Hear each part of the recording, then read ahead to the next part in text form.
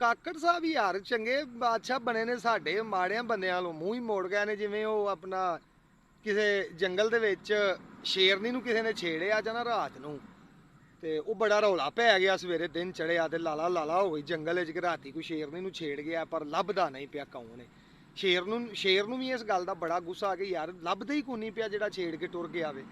ਉਹ ਬਾਂਦਰ ਸੀ ਇੱਕ, ਤੇ ਉਹਨੂੰ ਗਿੱਦੜ ਤੇ ਬੜਾ ਗੁੱਸਾ ਸੀ। ਉਹ ਬਾਂਦਰ ਨੇ ਨਾ ਜਾ ਕੇ ਸ਼ੇਰ ਨੂੰ ਆਖਿਆ ਕਿ ਭਾਈ ਤੈਨੂੰ ਫਾਰਮੂਲਾ ਮੈਂ ਦੱਸ ਦੇਣਾ ਵਾ ਲੱਭਣ ਦਾ, ਤੇ ਜੇ ਛੇੜਿਆ ਵੇ ਉਹ ਵੀ ਤੈਨੂੰ ਲੱਭ ਜਾਏਗਾ। ਤੇ ਤੂੰ ਇਹ ਗੱਲ ਕਰਨੀ ਹੈ ਕਿ ਜਿਨੇ ਛੇੜਿਆ ਨਾ ਉਹ ਭਾਈ ਬੜਾ ਹੀ ਬਹਾਦਰ ਏ। ਏਡੀ ਜੁਰਤ ਕਿਸੇ ਕੀਤੀ ਹੈ ਕਿ ਉਹ ਰਾਤ ਨੂੰ ਸ਼ੇਰਨੀ ਨੂੰ ਛੇੜ ਕੇ ਤੇ ਫਿਰ ਲੱਭਾ ਵੀ ਨਹੀਂ ਹੈ। ਬਾਦਸ਼ਾਹ ਬਣਨ ਦਾ ਤੇ ਉਹਦਾ ਹੱਕ ਏ, ਉਹਨੂੰ ਅਸੀਂ ਬਾਦਸ਼ਾਹ ਬਣਾ ਦਿੰਨੇ ਆ। ਉਹ ਸ਼ੇਰ ਨੇ ਐਲਾਨ ਕਰ ਦਿੱਤਾ ਕਿ ਲੋ ਜੀ ਜਿਨੇ ਰਾਤੀ ਸ਼ੇਰਨੀ ਨੂੰ ਛੇੜਿਆ ਵੇ ਨਾ ਬੜਾ ਕੋ ਬਹਾਦਰ ਏ, ਤੇ ਉਹਨੂੰ ਅਸੀਂ ਬਾਦਸ਼ਾਹ ਬਣਾਵਾਂਗੇ, ਆ ਕੇ ਦੱਸੇ ਸਾਨੂੰ।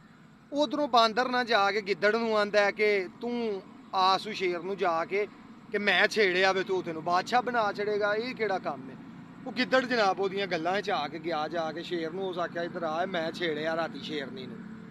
ਉਹ ਆਪਣਾ ਸ਼ੇਰ ਨੇ ਫੜ ਲਿਆ ਜਨਾਬ, ਗਿੱਦੜ ਨੂੰ ਫੜ ਕੇ ਉਹਨੇ ਬੰਨ ਲਿਆ। ਸਾਰਿਆਂ ਜਾਨਵਰਾਂ ਜੰਗਲ ਦਿਆਂ ਨੂੰ ਉਹਨੇ ਆਖਿਆ ਇਹਨੂੰ ਮਾਰੋ ਲਿੱਤਰ।